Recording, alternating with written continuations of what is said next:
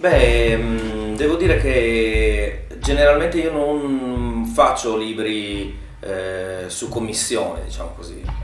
Però questa storia mi ha convinto da subito perché racconta un pezzo della storia italiana che per gli italiani è stata nascosta per tantissimi anni, per tanti anni, e della quale anch'io mi sono approcciato inizialmente con una certa incredulità e invece nella ricerca dei documenti ho trovato degli elementi così forti che sono quelli del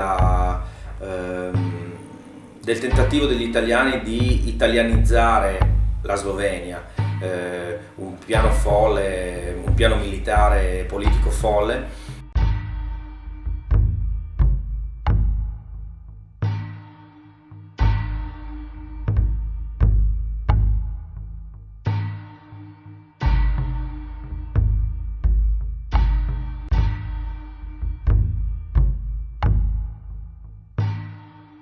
In questo primo incontro con una realtà così nascosta e così poco conosciuta, la prima reazione è quella di stupore e anche un po' di vergogna, non so come dire. Ma però ti dico la verità che la cosa più forte è proprio questa difficoltà anche a immaginare che sia potuto essere vero.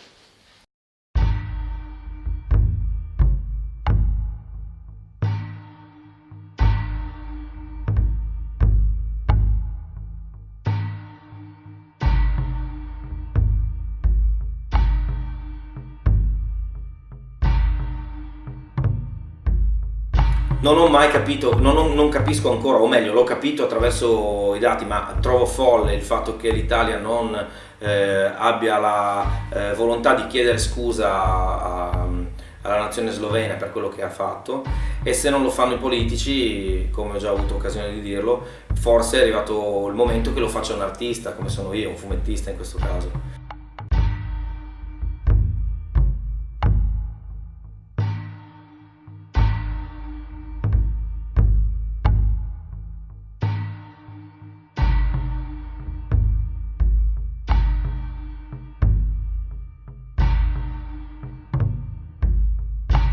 Mi interessava di più immaginare dei bambini in una dimensione coatta, molto forzata, come quella di un campo di concentramento, e quanto su di loro, sulla loro diciamo formazione di carattere, proprio di rapporto, venissero rispecchiati gli atteggiamenti degli adulti, diciamo.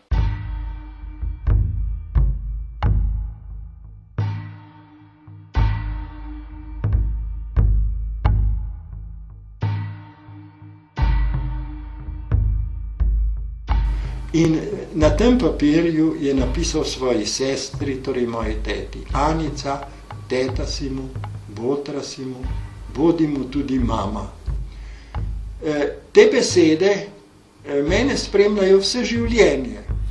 Ni človeka na svetu, da bi lahko nadomestil starše.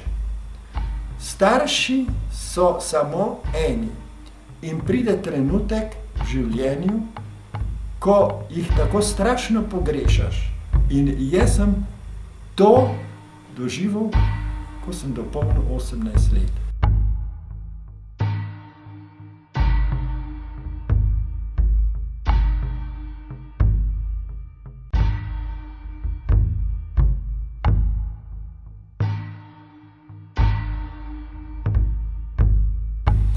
In to razočaranje se pravzaprav ponavlja iz leta v leto. Ob vsakem mojem potovanju na Rab, ob vseh mojih 65 potovanjih na Rab, ker vedno, ko pridem tja, pravim: tu ste, pa ne vem, kje ste. Ampak to je meni tudi tolažba, ker vem, da nisem edini, ki iščem na Rabu sled za svojim dragim, ki se je izgubila v množicih imen.